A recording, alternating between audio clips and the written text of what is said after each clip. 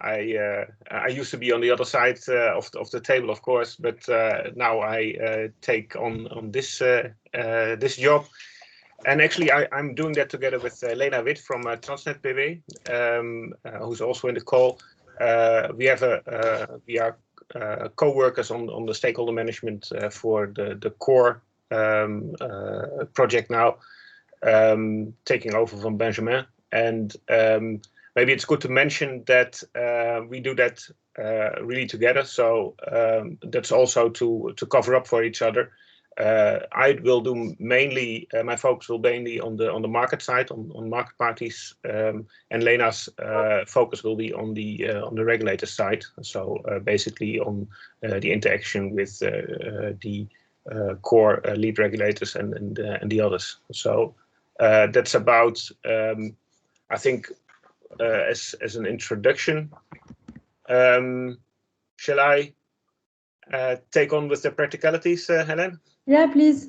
As usual, we look at the hands function to if you want to say something. So please use that. And obviously, in the chat there is also a possibility to put forward some comments or questions. Obviously, we will ask you to keep yourself muted if you're not talking. The follow-up of this meeting will be that the minutes will be and the meeting documents will be shared with the distribution list of this meeting, and it will be shared on the Zhao forum. This will be recorded and will be made available after this meeting as well. So if there's anything, you could also listen in to the recording of this meeting. Okay, perfect. Thank you. Okay. So I guess we can move to the first topic. Yeah, that will be day-ahead capacity calculation and the market coupling. I see.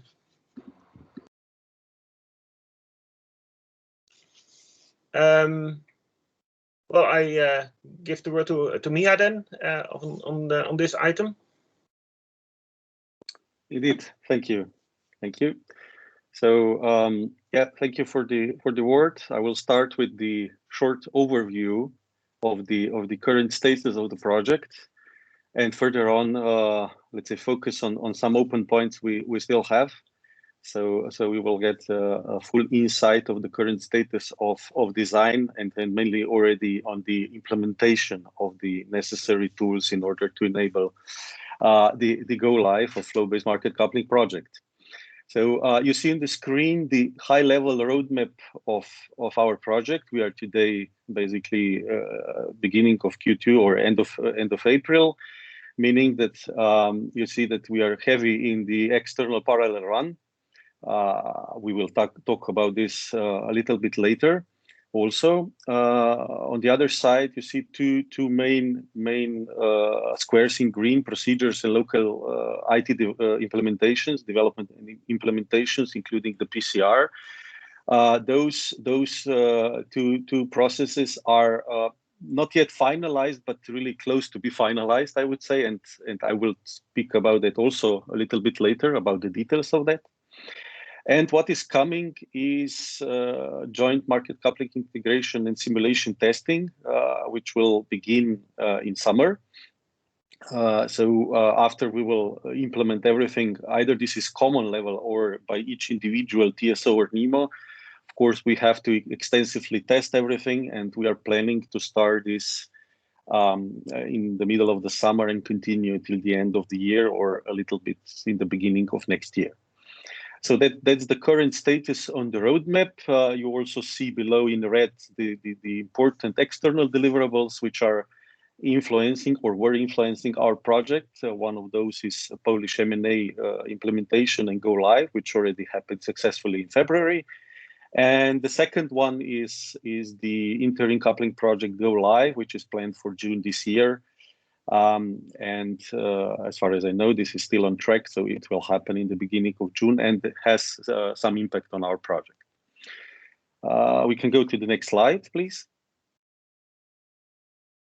So short overview of main deliverables and status of that deliverables. I will speak about that on the next slide. But as you see, we see quite some progress on the deliverables, with some issues we discovered, and we are dealing with them. And one of those is the optimization of the procedures, which we will tackle today, mainly the fallback procedure. And you see also some issues, or some risks discovered in the market coupling testing process, which I spoke a little bit before, which we have some risk identified regarding the optimization of the testing, due to the fact that this testing is quite extensive, and we have to coordinate the testing phase with other SDAC parties in order to properly execute all the testing phases and not to hinder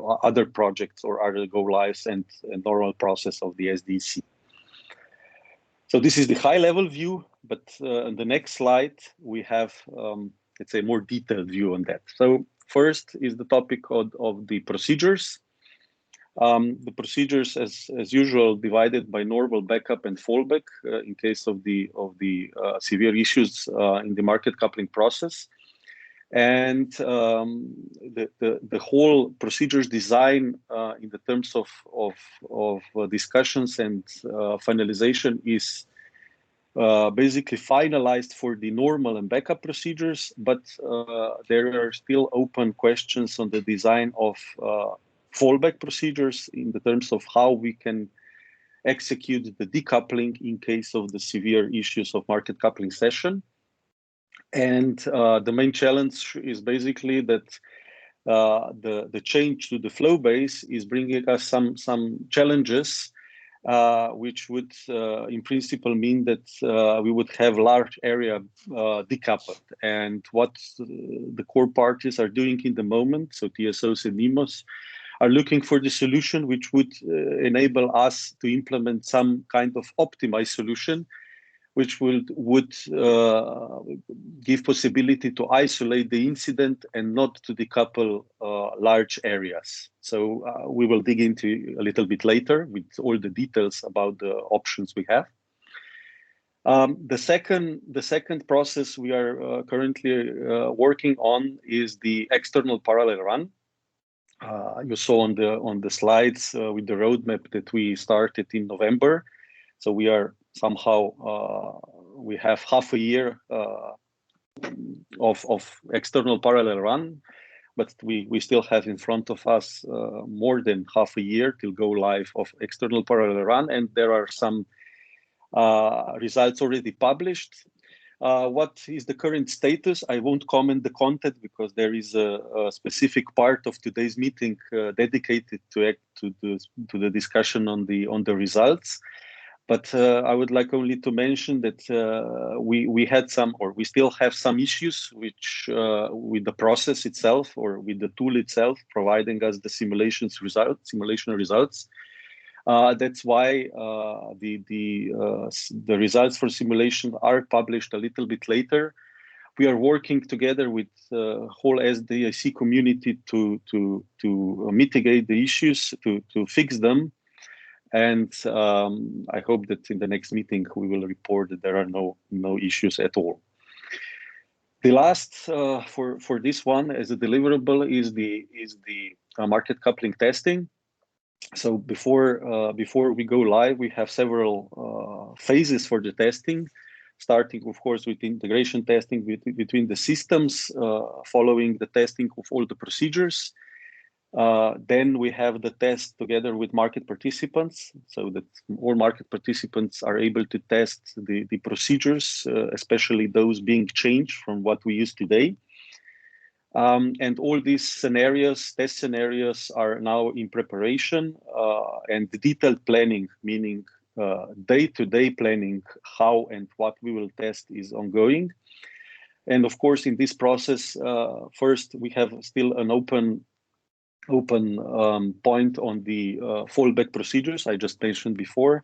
So we are not able to close this discussion yet due to the fact that fallback procedure discussions is still open. And the other open point on the testing is the coordination with other testing phases. You know that in SDSC there are many open projects. First go lives ahead of us are Bulgaria-Greece border. There is ICP, intercoupling project, go live foreseen. And further on, Romania, Bulgaria, and we have to coordinate all these test phases with other colleagues in SDSC in order to properly mitigate all the risks and that the plannings between all projects match together. So this is the current status on the deliverables. Before we dig into the procedures and fallback, maybe are there any questions on this general part, timings and deliverables? No? Okay. Yeah, I see a hand. Please. Yeah. Can you hear me? Yeah. Yeah. Can you speak a bit louder, maybe?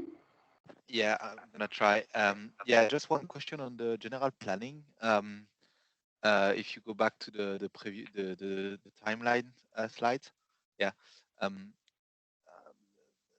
We've been used to have a lot of delay in all those projects. The simple question would be, how confident are you that go live flow base will happen February 22, or do you already see potential risk for delay as of today? Yeah, thank you for that question, which is quite relevant, yeah, based on the experience in the past years. Well, what I can say is that since we plan to start testing in summer, this of course means that the design and implementation should be almost over. And in practice, this is actually the fact. So meaning that looking into the common design, the procedures, so these assets we are commonly discussing, or the common IT tools, there are no significant issues which would lead to the conclusion that we would postpone the testing phase, but then later on, of course, go live. Also, reporting the local IT readiness for testing, so each individual party, we don't have a report by any party saying we won't be ready for testing in a few months now, in 2 or 3 months. So it seems that the testing could start as it is planned. Now, what we will have then, we will have 6 months of testing. And if you ask me now, what is the main risk? Actually, the main risk for postponement would be, in this respect, that the tests will show that either that we have significant issues with IT systems, so that we cannot conclude the integration test properly and in time, or that we discover some other serious issue, and the tests should be then repeated, and that they slow down the process significantly, so that the test would risk the postponement of go live. So I would say that today I don't see it as it is, but of course there is a risk that this happens. Thank you. Maybe one thing again on this question is the fact that you said that the remedial action optimizer is not yet ready, while being eventually a complex part of the system. Do you see that as a potential risk for delay, because it hasn't? If it's not ready, I mean, it's there is quite some risk that this doesn't work, or we will come to this later, if okay. Well, but in terms of planning, can that imply the planning? Can that imply some delay in the planning? I said that we will discuss this later in more detail, but in essence not. It's something that's already validated, and we're really planning to deploy in the external parallel run.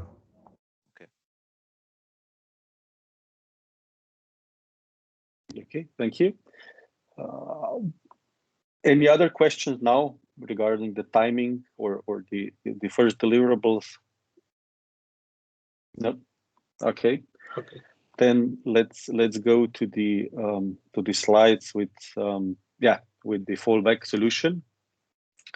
So this will be now the detailed discussion between all of us regarding the current status of fallback solution proposed in core.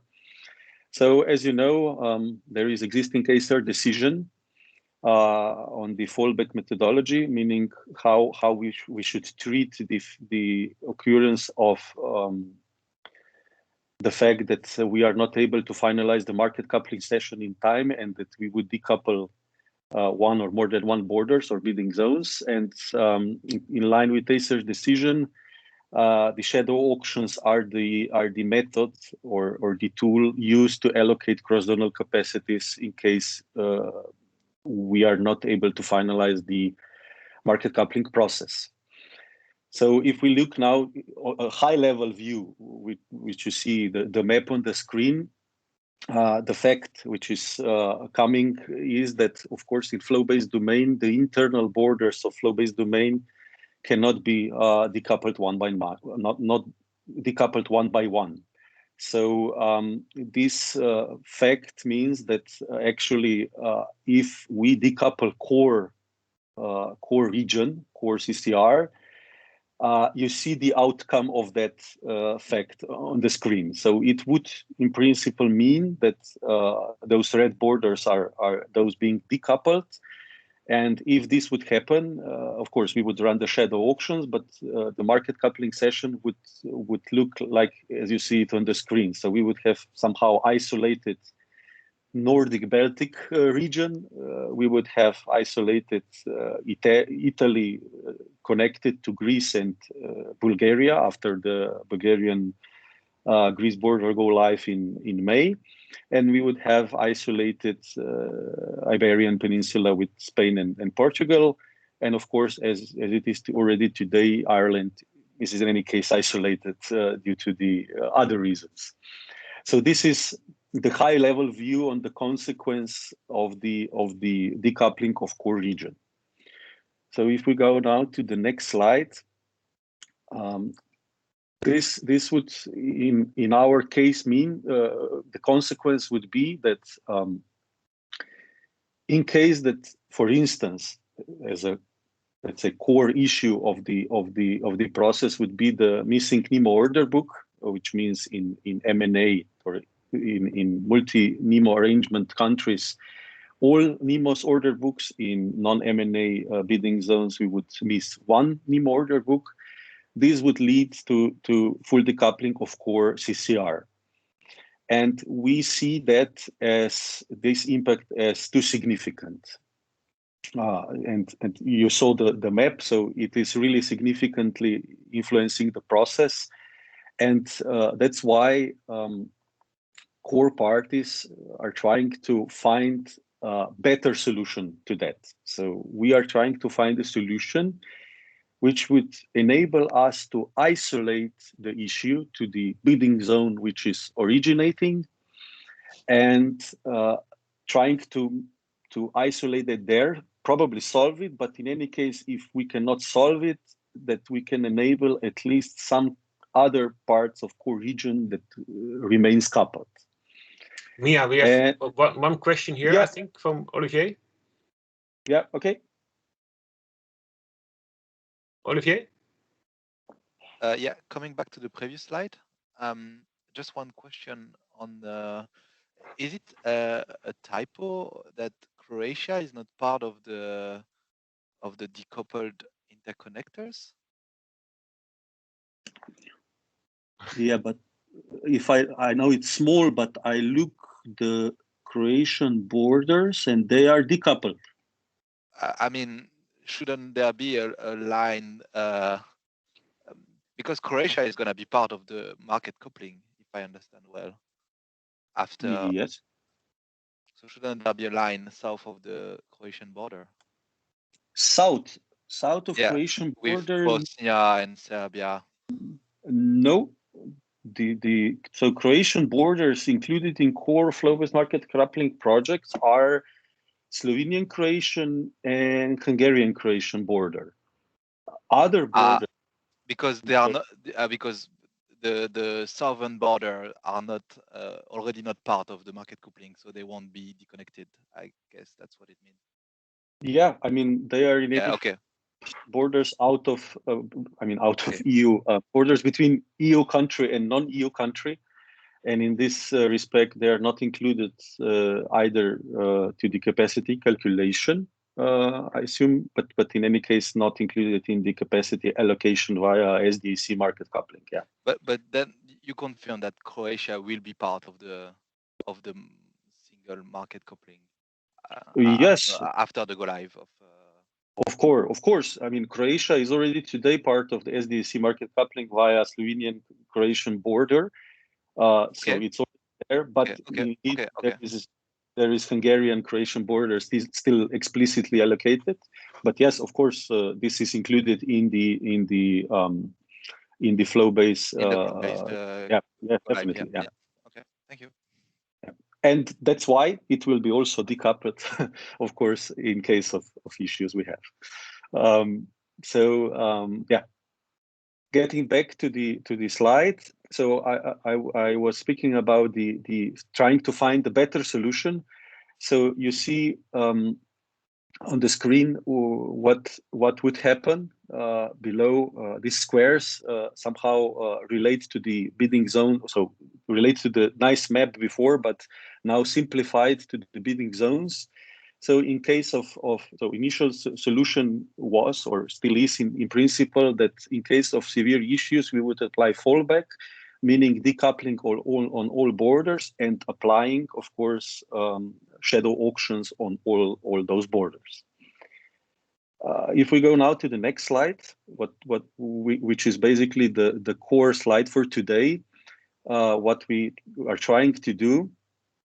And today we have on the table two options which are better than the one we had on the previous slide, but still, let's say that there is one significantly better than the first one. So if we go to the option 1, which is the option where we have the bidding zone with the issue. It doesn't matter now which one it is. And in this case, in option 1, all the borders would remain coupled except the borders of the affected bidding zone, meaning that core internal capacities would be allocated by NTC market coupling, and shadow auctions would be applied only to the borders with the affected bidding zone. So the bidding zone where this issue of missing order book is originating from. The second option is that external borders would remain coupled, but we would decouple only core internal borders, meaning those borders which are included in the flow-based domain. And shadow auctions would be organized by JAO for all core internal borders, which are linked to the affected bidding zone. So today, what is the status of that discussion, which I think is the most important part of today's meeting, is that we are trying to implement option 1. So being the option where we isolate the issue to the bidding zone where the issue originating, and we are aiming to implement that before core flow-based market coupling go live in February next year. Still, there are some risks to that process, which are related not only to the technical but also to the organizational and legal part. But in any case, if we are not able to implement that before go live, we would implement option 2, and immediately after, or as soon as possible after the go live, we would switch to the option 1 whenever is feasible according to the timeline. So our idea is trying to implement the best solution. If that's not possible due to the different reasons, we would stick with one which is not optimal, but still would enable timely go live. That is the main concern. So February next year, and immediately after that, trying to implement the optimized solution. I see some questions. I don't know who was first, but Jerome, can I give you the first? Sure. Thank you very much, Ruud and Miha. I'm just wondering, so initially you explained that because of flow-based market coupling, basically the principle is that as soon as you have an issue, an incident somewhere, you have to decouple everything. But still, it looks like your option one is stating the reverse. So is the initial problem just linked to the current design of how we integrate flow-based into SDAC?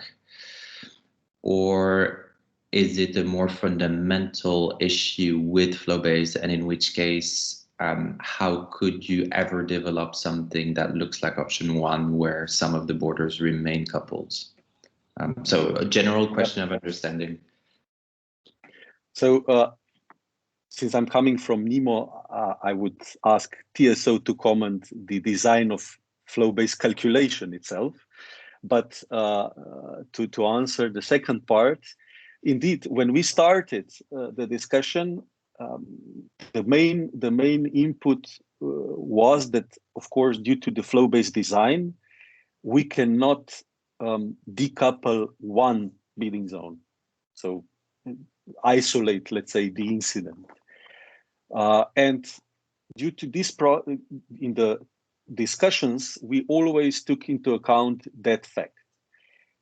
But having in mind that such occurrence of the issue in one bidding zone would cause, let's say, significant disturbance throughout the Europe, due to the fact that core region is core, so in center or being in the center of Europe and huge, we started a process trying to find a better one. And on the end, yes, we found, or also TSOs found, a possible way forward with isolating the bidding zone with the issue. So we found a solution. So it seems like in the beginning this wasn't the case, but during the process we found such solution, and it seems that we will be able to isolate the bidding zone where the issue occurs. But for the TSO calculation, I mean, for the process of TSO flow-based capacity calculation, I would ask, I don't know, Gertjan or someone from TSO part to comment the calculation part itself. Yeah, maybe I can step in here.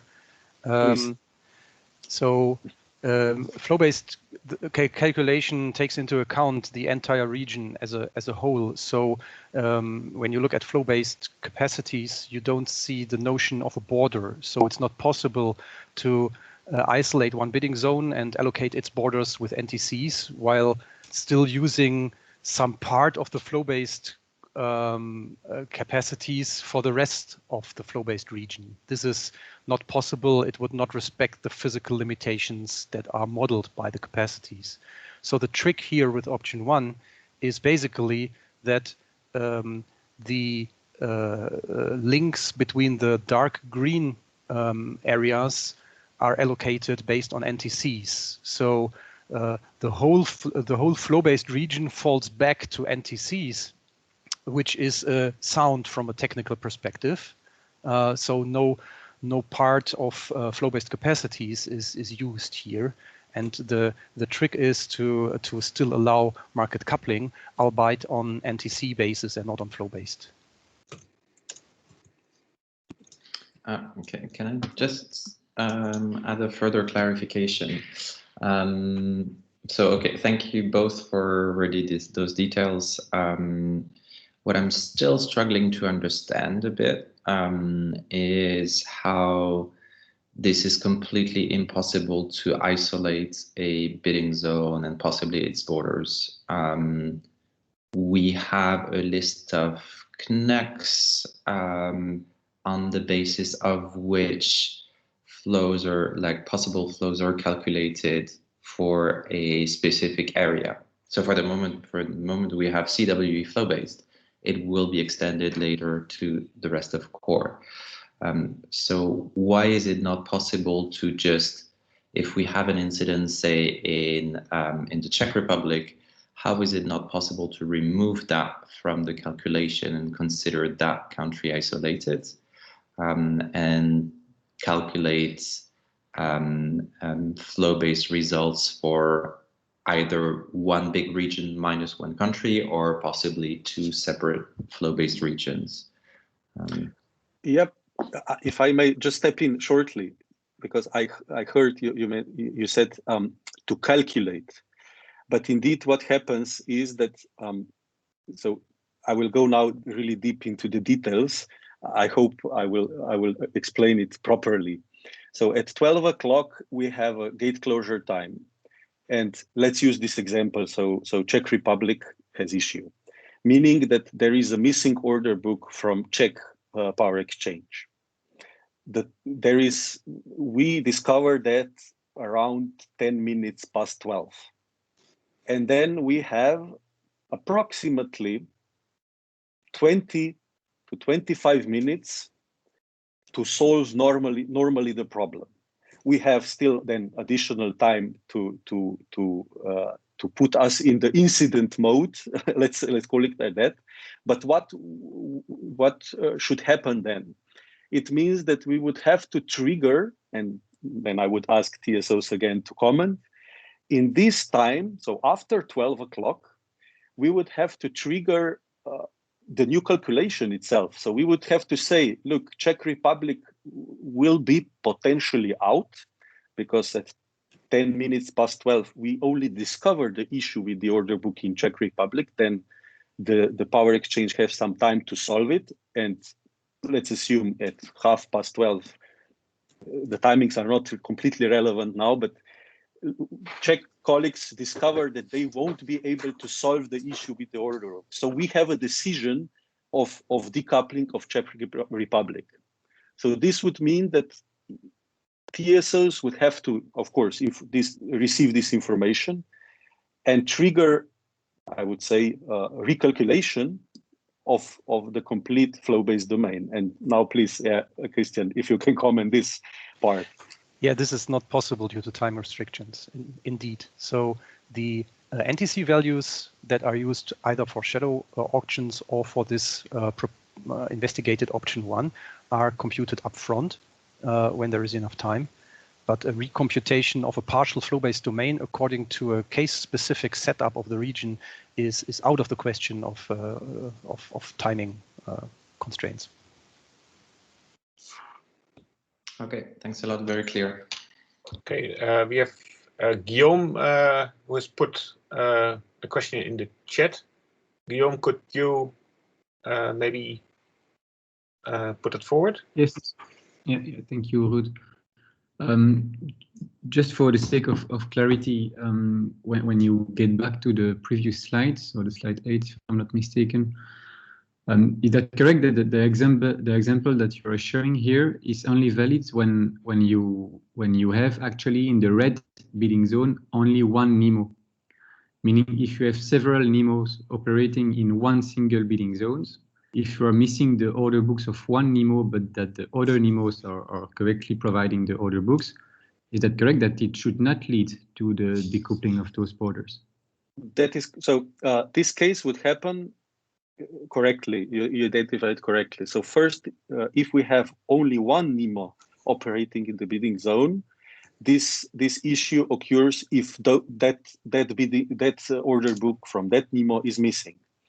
This issue in the bidding zones with more than one NEMO, this issue would occur only if all order books from all NIMOs operating there would be missing. So if I use example from Austria, where we have 3 order books, if one order book is missing, we still continue the process. Of course, we are decoupling that NIMO only, but the process of market coupling and allocation of capacities is ongoing. So it means that in bidding zone with more than one NIMO, this issue is relevant, let's say, or less relevant than in others with only one NIMO. Okay, thank you. I think it's important to indeed shed some light on that assumption, because otherwise this issue might seem very important and taking a lot of importance. But when you consider that assumption, I guess it put that into perspective. Yeah, thank you. Yeah. Yeah. Thank you. We have another. Yeah, please. Yeah, Christoph Münster is. Yeah. Yes, a quick question on the option one. You mentioned that you will have these fallback NTCs. Will they be always known ahead of time? Will they be changing day on day, or will they be all year long the same? Yeah, if you could shed a bit of light on that, please. Yes, I would ask one of the TSOs to comment the capacity calculation, please. Yeah. Yeah, so maybe to explain this, indeed, this is something that will be computed indeed then daily, indeed. So it's something, but basically the shadow auction ATCs, NTCs, and that's also the current practice, just a different way how to technically convey this, but yes, yeah. Okay, thank you. Do we have some? I don't see any hands, but maybe in chat. I don't see a chat. That's why no questions. No questions. No. Okay. Sorry. Okay. So to close this this slide, I would say that we have these 2 options. Since the option 1 came to the table, I mean, quite late in the process. We are actually now in the phase of accepting it as feasible this week, actually. And if everything goes okay, and I sincerely hope it will, we will start implementing that in the procedures. That's why you saw the procedures bar as orange, because it's not finalized yet. We have to implement this, let's say, principle of decoupling of one bidding zone in fallback procedures. And of course, when this will be finalized, you will be informed about that. And also, this will for sure be part of the testing phase. I see one hand up, so please, Jerome. Yes, Miha, this is Jerome again. Quick question on the option 2. I understand that it may be a political will, but how do you couple a bidding zone with no order book with a bidding zone external to core if the bidding zone with the problem has no order book? So how do you couple with no order booked? So the bidding zone with issues will be in any case decoupled. So it's no coupling there at all. But in option 2, we would enable remaining bidding zones which are decoupled in flow-based domain, so on the borders which are included in flow-based domain, that at least remain coupled on the borders outside of that domain. Having in mind the example of, let me try to find it. One example is, for instance, Austria, Italy, France, Italy, Slovenia, Italy, France, Spain. These are those who are now on top of my head, but there are some others also. I don't have this complete list. So it is still better than full decoupling, I would say. So at least there is some kind of borders included. But for the bidding zone with issues, in any case, that means that we decouple it from the process.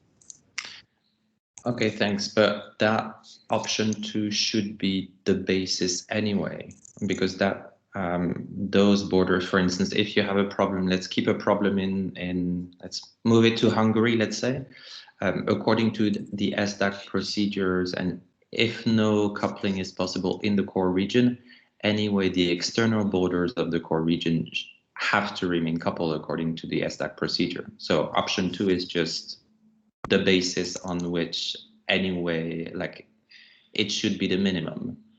There should Indeed. be full decoupling of the full SDAC region if you only have a problem in core.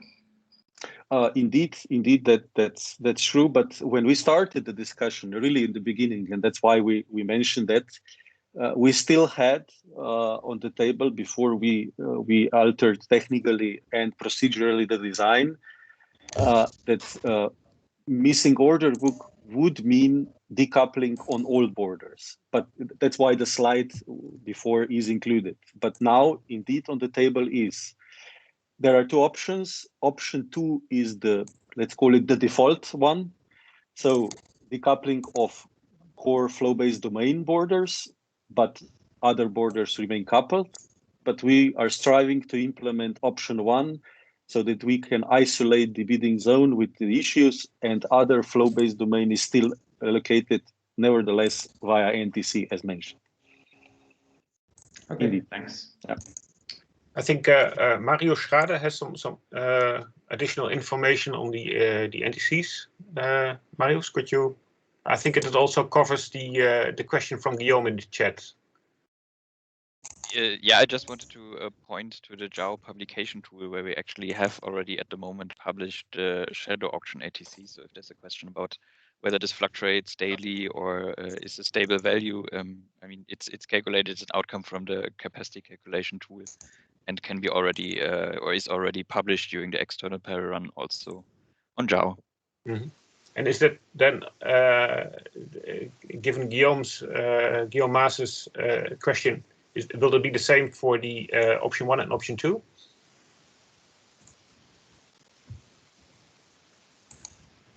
These values? Yes. I think yes. It's the same values you are talking about. It's just a question for which type of auction or allocation they are used. Indeed. Okay. Thank you.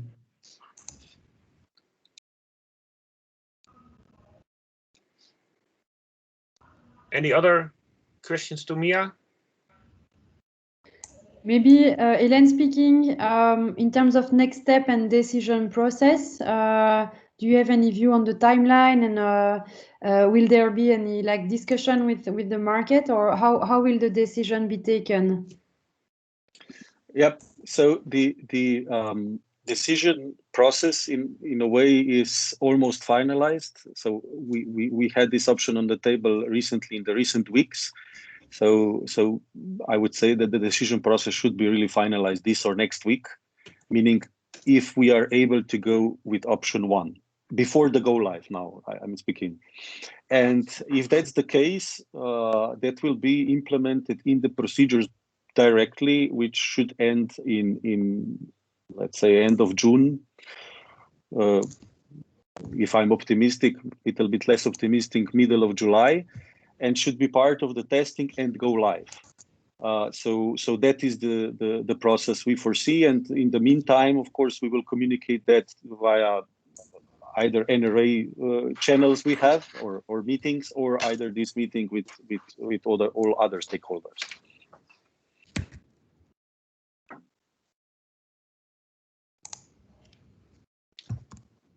Okay, thank you. I think that covers this subject. Yep. Then I propose to go to Gert-Jan for the item, the external parallel run, I think. Yeah, indeed. So I think on slide 10, indeed, this starts. So as I think Mia as well mentioned, we of course started already with the external parallel run and well, the transition towards a stable result and daily publication in November. And so since then, on the JAO publication tool, this information is available of the days. And what is important is that in the meantime, of course, also more information is available. I saw several questions also coming from, at least via LN, from market parties about the assumptions and etc. So this is something that we published immediately with the results on the JAO website. So on the screenshots you can see the locations of this. And there we maintain an overview with all the different assumptions, limitations for some days, and also some general starting points. So this is also hopefully, well, now it's hopefully clearer, and there at least some questions can already be answered because of this. Maybe important to note is that the NRAW, it was also just referred to, is not yet deployed in the external parallel run. So this is something that is ongoing. So we have in the meantime validated the NRAW module and also something that we are preparing to deploy. So it will be there, but as long as it's not deployed yet, of course, it has an impact in the results, in the sense if NRAW would be there yeah, we of course expect there will be a difference in the results. So that's at least an important limitation for now that we want to highlight. But as said, we are making the plan to deploy this, and this plan should be finished normally end of this month, and then we know when this can be deployed. So maybe going to the next slide.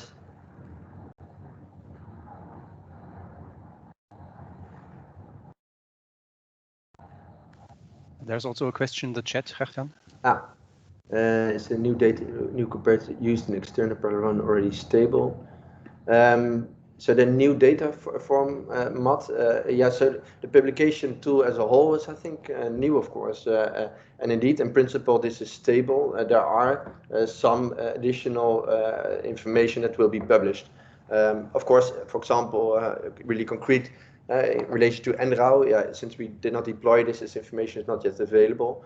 So there will be more available, but in principle, the format, etc., will not change.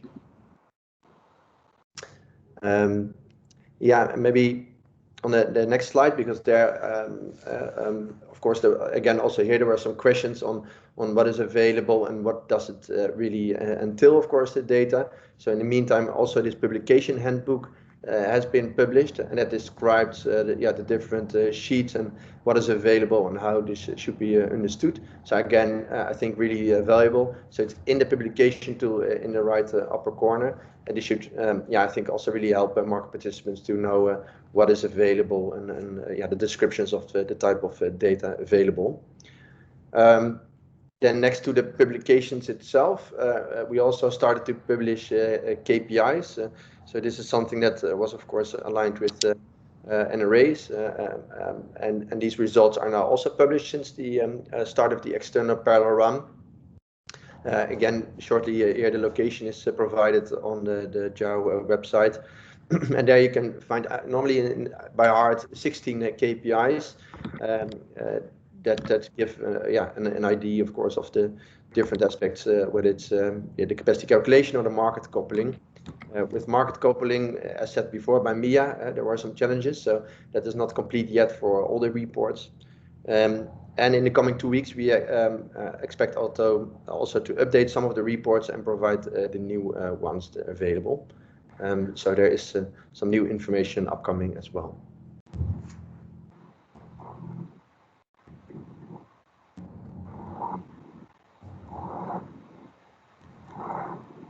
Any questions or remarks around this? There is nothing in the chat. Okay.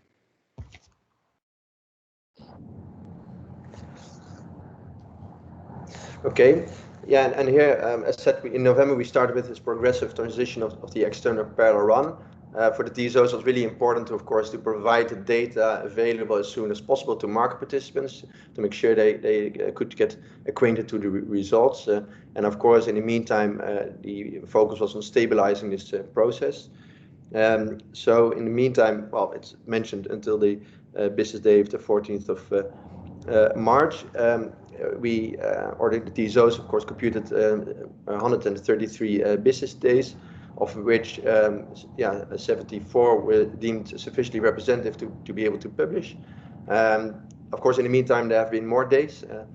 Of course, there are a lot of days that were not successful, so sometimes computed, but because maybe faulty input in the end decided not to publish. And those main issues were related to the merging, so that was an important ingredient. Merging is, of course, especially with the flow-based computation, really critical to do. Also, of course, also issues with sometimes TSO input of the, for example, individual validation, the net position forecasting. So that, of course, is something that is also used in combination with the merging, and also with the core common capacity calculation tool. So this is the main tool that secures the computations of the capacities. Especially in the last month, and I mean then in March, and not in April, but in March, until end of March, there were quite some important improvements, mitigations and improvements of the different systems. Those have been deployed in the meantime, so that really increased the stability of the process. Here it was still said that we expect to see significant improvements of the operational stability, but it's also something we already saw last 4 weeks, you can say, 4 weeks before we made this announcement that we would switch to the daily publications, and also the last 2 weeks of the daily publication itself. So the results there are now indeed seen that is much more stable. So there were some improvements and mitigations taken, but also, these are also working. Maybe important to note, either on this slide or on the next slide. So maybe we can go to the next slide. And the market coupling simulations, as said by Mia, so their challenges were being faced. And important to note, this is about a so-called simulation facility. So for the external parallel run, we do use an industrialized system for the core capacity calculation part, but for the market coupling, a simulation facility is used. So this is not the same as the production environments that are used, of course, in preparation of the testing, but also at go live. And here there were some issues faced in the simulation facility with topology, because there were quite some deployments of new projects, new cables, and also with availability of historical data. We of course will keep you up to date when we progress.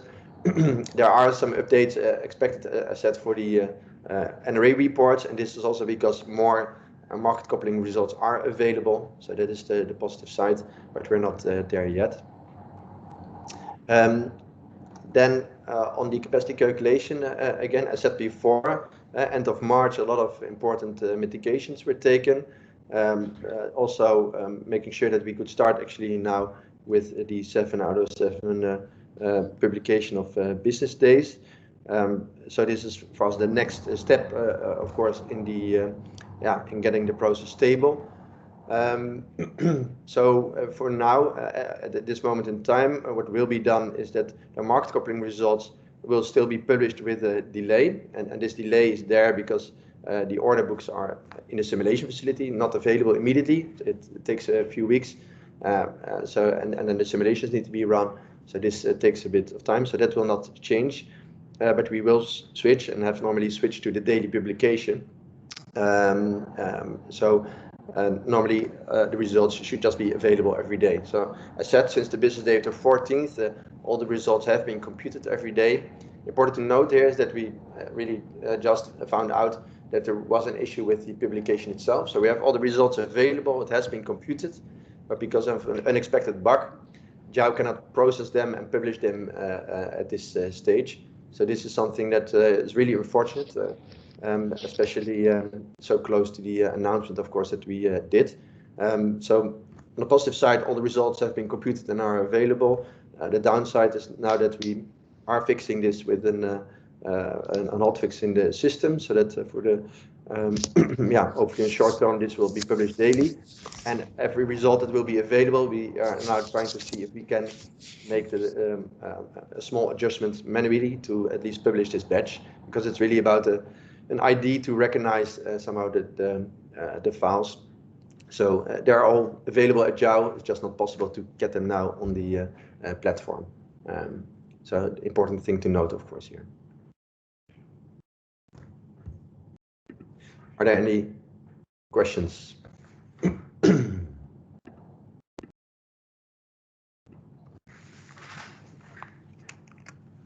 Olivier, you have a question? Yeah, one question on my side. Yeah. So I think it's a quite general question.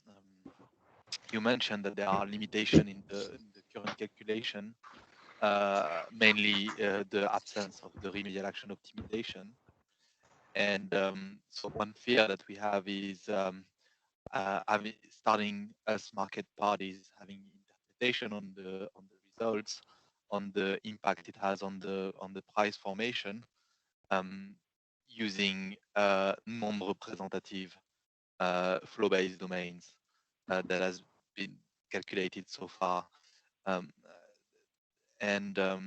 Yeah, we had this experience for the CWE parallel run for other reasons, that it ends up that the domains that were given after the go-lives was different from the domain that are given in the parallel run, and that is very concerning, because it can lead to false interpretation on our side, and eventually wrong positioning accordingly. So yeah, I think it's a question for the TSOs would be to what extent we can use those results so far, or should we just wait for the process to be more representative to draw any conclusion at that moment. And maybe as a side question of this one, if the results are not representative of what's going to happen in reality, is there any plan to recompute the business dates that were not using really the real systems or the real assumptions or inputs? Because if you end up I don't know, having the remedial action optimization being there 2 months before go live, then it would mean that we would just have 2 months of sample that we can exploit on the parallel run, which would be a bit of a shame for us. Yeah, I understand the question. So maybe a few points here. Of course, the results are representative as such, but indeed with the limitation that well, there are several limitations, but also that NRAW is not available indeed. Of course, the decision was taken to, you can also wait until it's perfect and then start publishing. It was decided by the TSOs to try to facilitate market parts, at least to provide what is available, to be as transparent as possible. Of course, what is important to mention is that the obligation is there to have 6 months of parallel run, of course. So basically, we do more than this. So that also means that at least until July, we have the time to, for example, include NRAW, and to make this, you can say, even more representative, because we're talking about more representative then. And as said, important to note that the NRAW module is available. We are doing a shadow run of the parallel run, basically, with these NRAW, just to see if it's working correctly before we are deploying this. So yeah, I'm confident that we will, as said, end of April, we'll be able to make a planning normally to say when it will be deployed. So that is important to note. We also mentioned about the fact that the results can change after go live, as you experienced in CDB. Yeah, maybe a side note there. Yeah, it was the first time, of course, that we had flow-based. That's one thing. It was really the first time. I think the difficulty then was also to know and understand a little bit what the market does, because yeah, Of course, the simulations are based on order books that are based on different capacities. So that's a general limitation that we can never really compensate for. But I think everyone, market participants, you are highlighting this. I think everybody learned from the past experience, as you always do. And it's maybe never perfect, but so all the parties, you, market participants, NRAs, TSOs, everybody learned, of course, from those past experience. So that's, I think, I think it's a combination. But definitely, I think you can use those results. Maybe an additional side note is that it's not that NRAO will always be feasible, the optimization, of course. That's also something. So in some cases, NRAO might also not be applied. And then a backup is to not have NRAO. So for sure, that's also a possibility.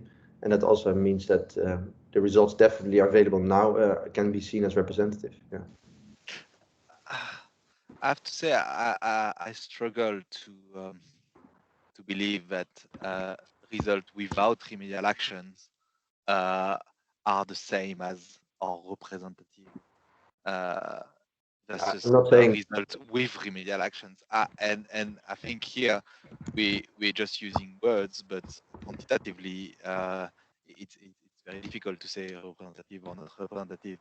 But I mean, if all those works on the remedial actions, base shifters, had no impact on the flow-based domain, then why doing all that work? But maybe to correct it, I'm not saying that it has no impact. I'm stressing, I mean, that's the main assumption, limitation that I stressed a few slides ago. So it does, of course, have an impact. To what extent, it's difficult to say until we do this. I say that the NRAO is mature and something that we expect to be able to deploy, not only a month before, but as said, we can make the plan available end of April when we can deploy it. And I don't expect it will take really a long time afterwards. And we still have until July to have it all implemented. And then we still have 6 months to prepare, of course, go live. But your question is it representative or not? Should I use it? Yeah, that's in the end your decision. The only thing we can do is be transparent as possible on all the limitation, what is available. And if you want to use it or not to prepare yourself, that's an individual choice of each market participant, I would say. And maybe to complement about the question about changes until go live, the core TSOs take the assumptions that are currently applicable for the parallel run. This means, for example, the min-ram levels are those that are applied on the very business day, also in real life, let's say. And these evolve over time, according to action plans, for instance. So this evolution will be reflected in the parallel run, but in that sense, the assumptions will change over time, as a matter of fact. And there is one change that that is inevitable and coincides with the go live of core flow-based. This is the switch from physical transmission rights to financial transmission rights on several borders, affecting long-term nominations and things like this. So that's an evolution that's outside of our realm, and will be reflected, but also lead to a change at that point of time. Yeah, thank you. I think it's not possible for us to say this is representative or this is not representative and we should use it or we should not use it. We need some kind of expert view that from TSO side that comfort us in the sense that yes, those results are close enough to what would happen in reality, and right now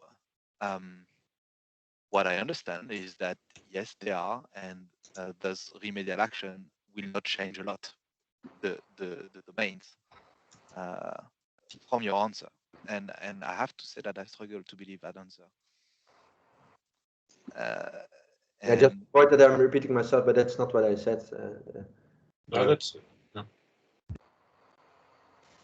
Yeah, I can second that. We just don't know. We need to see ourselves once we integrate NRAW, to which extent it changes the domains. So we cannot predict anything about the impact. But what we can say is that we do everything to bring it into the parallel run as soon as possible, and not just, as you said, Olivier, 2 months before go live. That is certainly not our goal. So I think, yeah, that's more sound answer to me, that somehow we don't know how impactful it is. And on the question of recomputation, is that on the table or not? No, that's not that's not something that is now in scope indeed. No. So indeed, what we said is to be really transparent, of course, about what the basis for the computations and the limitations, assumptions, etc. But it's not foreseen to do any recomputations. Okay. Adeline, you were next. Yes, thanks a lot. Adeline from the French Energy Regulator. It's not a question, but rather a remark on the fact that core NRAs had the impression that market participants would benefit from a longer period of data publication, and that we also have the impression that TSOs have been completely transparent on the limitations of this data, and that they are working very hard on publishing as many data as possible, as well as bringing the sort of missing components of the capacity calculation also as soon as possible, such as the NRAW. I think we should expect that before the summer, as far as I understood. In my view, and probably it would be shared with other NRAs, the alternative, which would have been to wait for the NRAW to be there up and running for starting publishing the data, would not have been a better trade-off, because, yeah, I mean, publishing the data since last winter already allowed market participants to get used to the structure of the data and also to the results, of course, and acknowledging the limitations. But in my view, once more, it's probably great that data can be available has been available for some months already. Okay, thank you. Benjamin, would you like to? Yes, thank you. Good morning, Benjamin speaking for core TSOs. So I think it's worth substantiating why recomputation is not feasible. So capacity calculation is not a process where it's sufficient to just click on a button and to recompute capacity. It's an operational process which is involving operators from all TSOs that are looking at that are giving the inputs, that are looking at the feedback on these results, that are validating the results. So all these steps are operational steps that cannot be done after the fact. So this is simply not possible resource-wise, time-wise. So recomputation. So it's already a challenge to manage operational. So the capacities of the operational values on day-to-day basis, and in parallel to have the capacity for the external parallel in the core region. So it's already a challenge to do both simultaneously, but trying to catch up in the past is simply impossible. And to add to this, I think the input from Christian, the fact that the minimum in particular will be changing along the time, also makes it a bit irrelevant to recompute capacities after the fact. So we are in a world with relatively heavy regulation. I think that's also quite an important difference with respect to CWE. So all what we are doing is heavily regulated, described until the last detail, and we are applying that on day-to-day basis in the external parallel. But the consequence of this is that also there are evolution along with the time, and these capacities will be changing.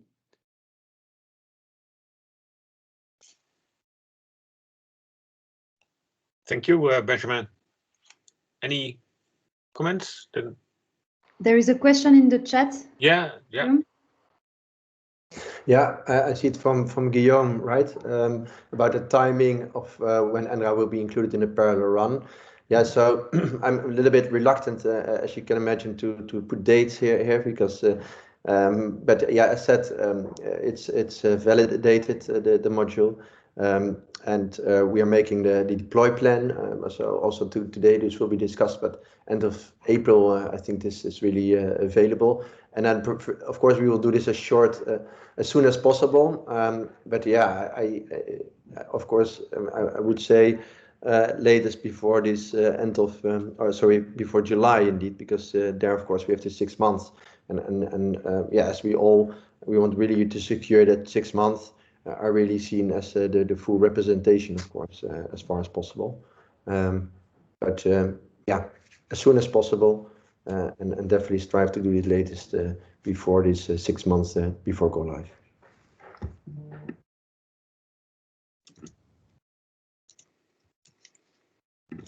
Okay, thank you. Any other remarks up to now? There's another question from Yeah. Hannes, I think. Maybe you can explain it a bit. Yeah, so hello, can you hear me? Perfect. Yeah. So I'm also wondering about the forward market and what all those changes mean for our forward prices that we see on the screens. And since we only have a restricted time frame of the parallel run, I wonder if it is possible to see some sensitivities towards changes in renewables that we see throughout the seasons, so that we can have a better picture of what happens in maybe in the close future, in the seasons, and in the coming years. Well, maybe coming back to what Benjamin just explained, the capacity calculation is really an operational process. So it's done on the day, based on that, on all the framework conditions and inputs that are relevant on the day, and leads to one result. So in that sense, there is no possibility in that framework to perform sensitivities, according to what I understand what you have in mind here. But maybe an idea would be for market parties to analyze results from a certain time period and check results for days with different levels of renewable in feed, for instance, and analyze on your side such correlations or dependencies. Of course, that's not a leaving other things constant approach, but maybe an idea how to gain some information. Yeah, but it is also difficult for TSOs, of course, to do predictions on prices. So that I don't think that's a TSO task, or not even desired. No, not at all. As I said, I see this as an MP task. Yeah. Okay, thank you. Olivier? Yeah, it's more about a request here. The fact that now we have this extended LTA formulation, the ballast, so-called ballast formulation, makes that not only the flow-based domain is an input of the FEMIA algorithm, but also the LTA domain is an input of the LTA algorithm. Would that be possible to publish that LTA domain as being part now of a major input of the FEMIA algorithm in the scope of core? You mean ex ante before? Well, no. I mean, in the operational process, when they are sent to the NEMOs, would that be possible to set it also to the market players? The same way you publish early publication PTDFs or flow-based domains or final flow-based domains, just as another data set to be published operationally. But just to be sure, I think the LTA values are already published and available, right? So well, they do somehow through the auction results. Yeah. But it is very difficult to come up to really what are the LTAs that were considered by the TSOs, because you do have to aggregate yearly, monthly result plus curtailments. And for example, LTA curtailments that are done by the TSOs on some days are just published through some text messages. So there is quite a long way, I think, to come to the values of the LTA domains. And I think that will be very valuable input for the market parties, given that it is now part of the input of EFEMIA, to be available in a nice format, basically, and not us to start trying to parse curtailment messages that are all different depending on the TSO's formulation of how they curtail the LTA. Yeah, I mean, I think we had that remark on the CW meeting we had this week, and it was said that this shall be requested more in the scope of core, because they don't have any more time really now to work on anything. So that's what I'm doing here. yeah. No, fair enough. I think we have to come back on this, because I don't know by heart exactly what was already foreseen and planned. So we need to check. Yeah. Yeah, thank you. For the time being, this approach is just a plan, and the amendment of the method that is needed to make this legally feasible is still pending. So that's why there's no firm information about this available yet. Yeah, I think technically, as Gertjan said, that the results are somehow available of the LTA, so through JAO auction results. So here, I don't think really that there is any legal issues, because they are somehow available. It's just that they are not available in a very nice way, because you need to consume 3 different things and to get to aggregate it to the right values. Oh, I was referring to the use of the Ballas approach as part of the flow-based Oh, computation. sorry. Okay. Sorry.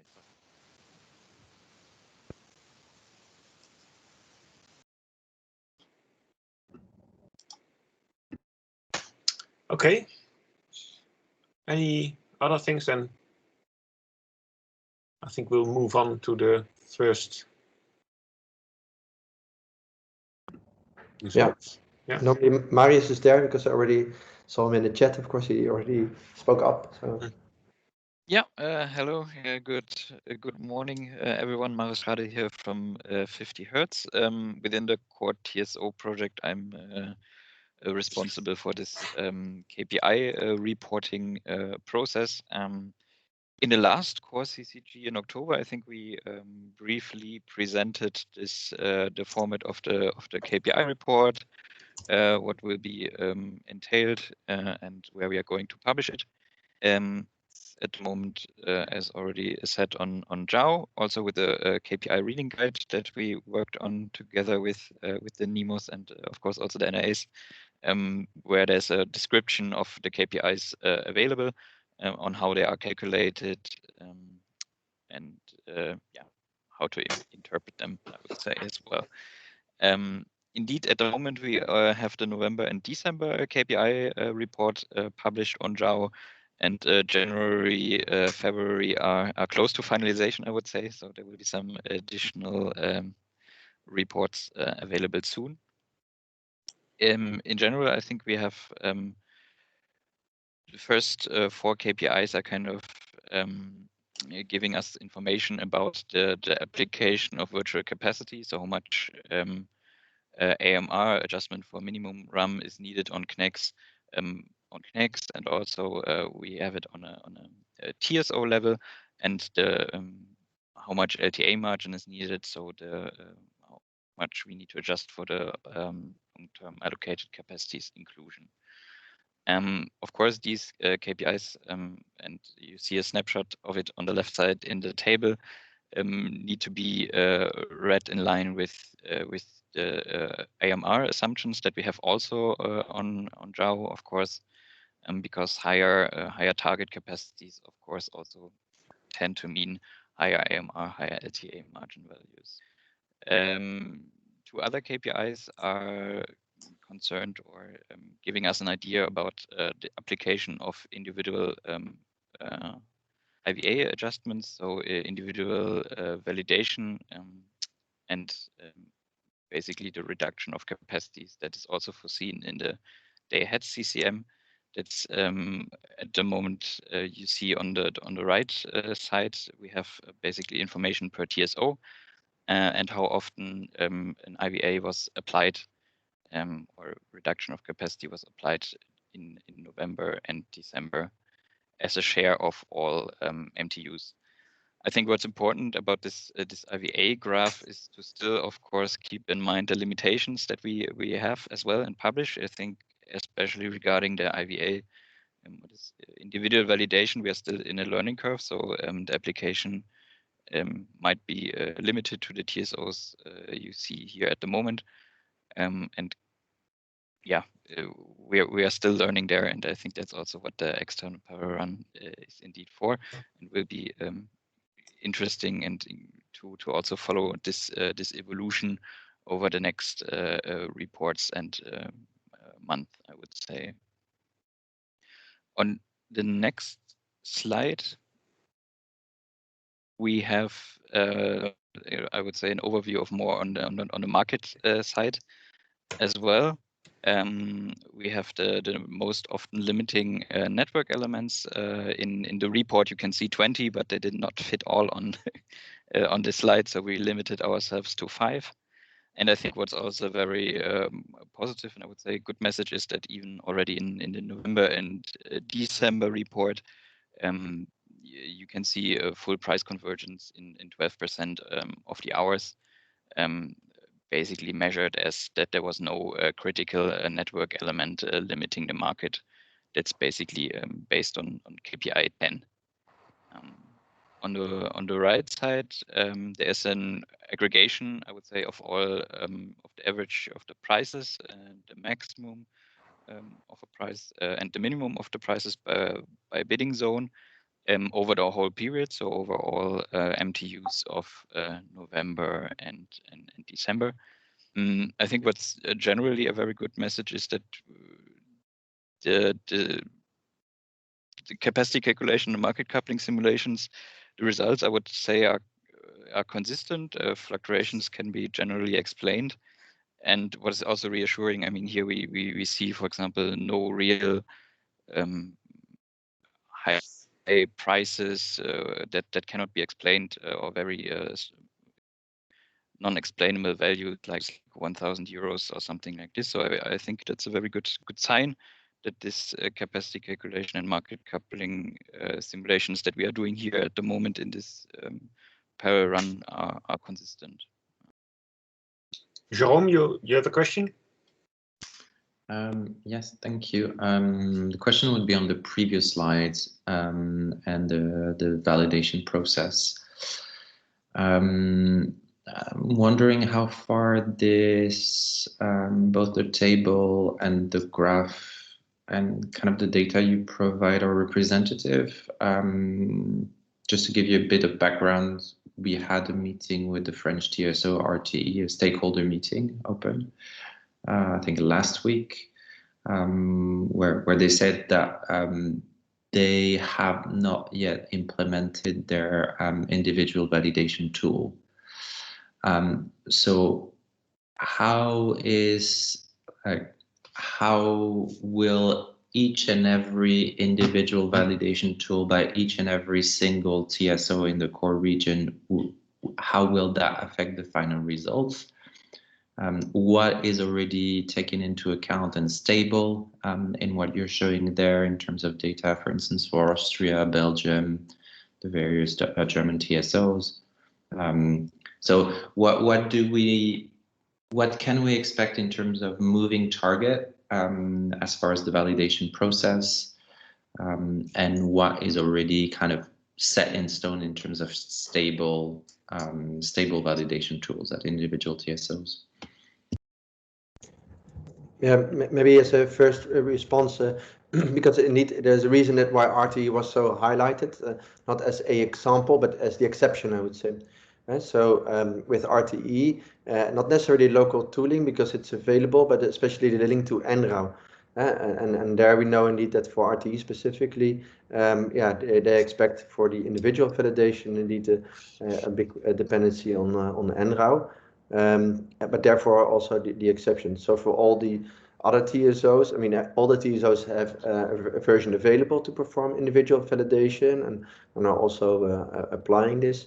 Of course, the maturity, I mean, the tools are still, Marius already mentioned, the tools are being further developed, and it's also learning indeed and the experience. So this is not something that we can now say it's completely set in stone, but important to underline that RTE is really the exception, and therefore, yeah, it's also really important to have this NRAW available.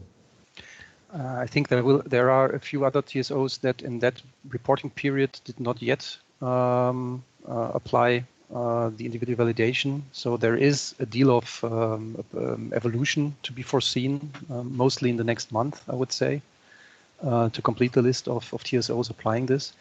But I think there are two different things to be distinguished. One is the process and one is the values. Of course, even if the process for individual validation is stable, the values evolve according to, for example, seasonal variations of preloading of the grid, things like this, and also the increase of the MinRAM that was mentioned earlier can have an effect on the amount of the IVA values. So stable processes are not to be mixed up with stable values.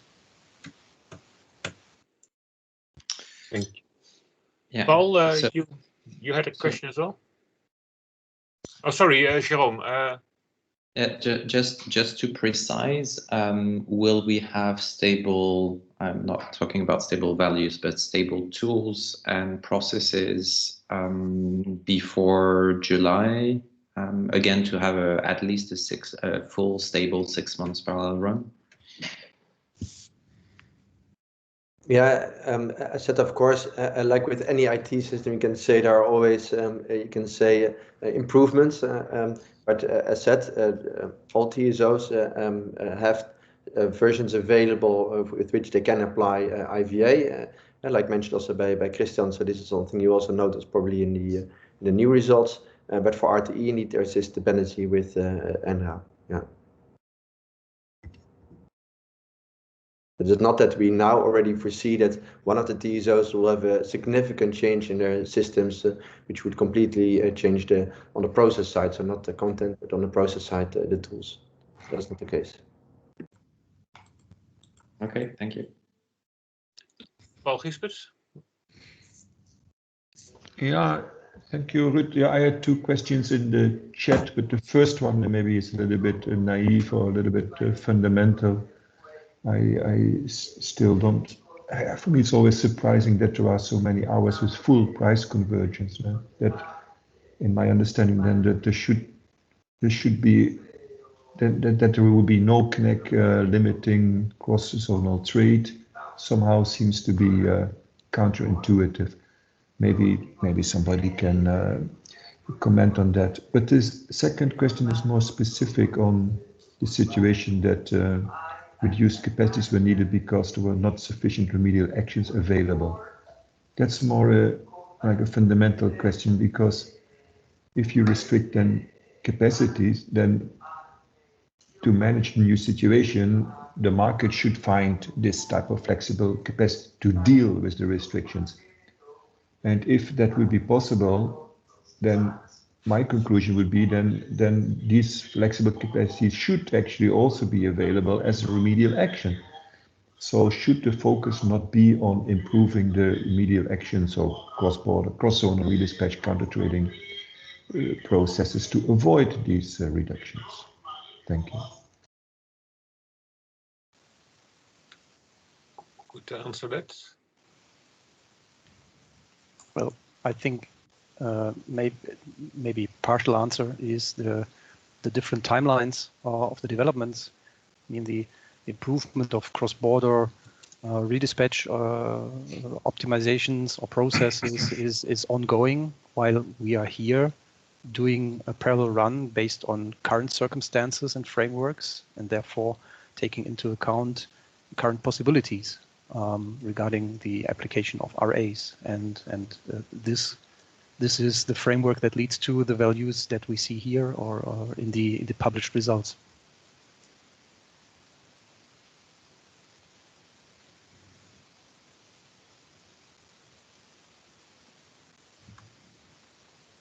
Does that answer your question, Paul? Of course, that is a question, but maybe that question could also be read that you agree with me, but it's out of scope of this call. Or is that correct? No, I'm just saying evolutions are going on, and they might affect the results in the future. So the core capacity calculation process is not standing alone, and so yeah. But I don't want to predict on this. I just want to mention that evolutions are happening all the time. And on the other hand, so when you ask for something to be improved, that's a separate question from obeying to the rules of the capacity calculation method, building on presently available remedial actions that must be taken into account for the capacity calculation. I mean, we have wording like all available RAs must be used, and this is the framework on which the external parallel run and then after go live also the operational calculation of capacities is and will be based. Okay, but the question is a little bit more fundamental. I mean, in my view, very fundamentally, if there are no remedial actions available, what does that mean? Or to put it bluntly, did the TSOs try to find all remedial actions? Because again, by restricting the cross-border trade, you kind of assume that the market will find them. And so if the market can find them, why can't you find them?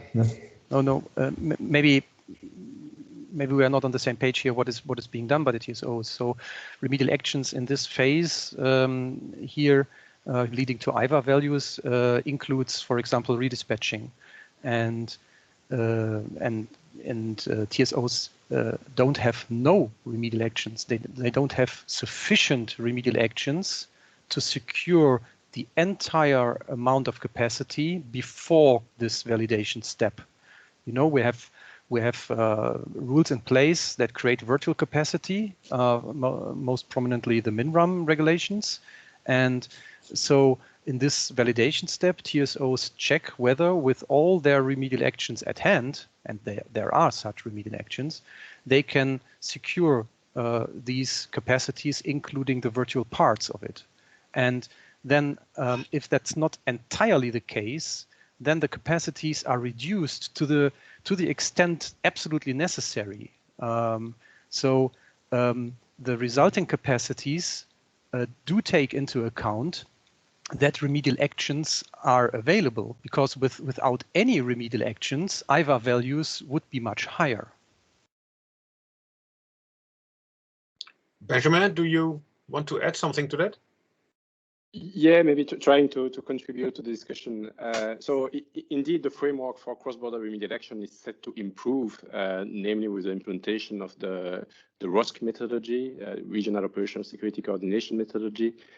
That will still take some years, but that will quite significantly improve the way to deal with remedial action, in particular with cross-border remedial action.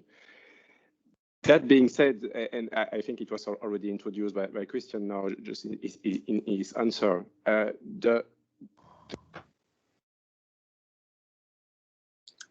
You're now muted, Benjamin. We can't hear you.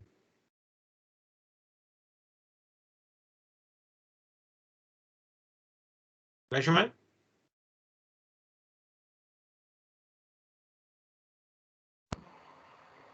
Okay. It seems to have a problem.